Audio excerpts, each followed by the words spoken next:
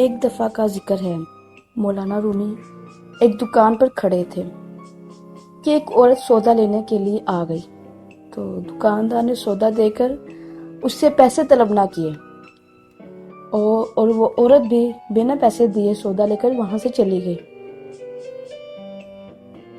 جب وہ عورت وہاں سے جا چکی تو مولانا رومی نے اس شخص سے وجہ پوچھی پیسے نہ لینے کی، تو اس شخص نے جواب دیا، مجھے اس سے محبت ہے، اور محبت میں حساب کتاب کیسا؟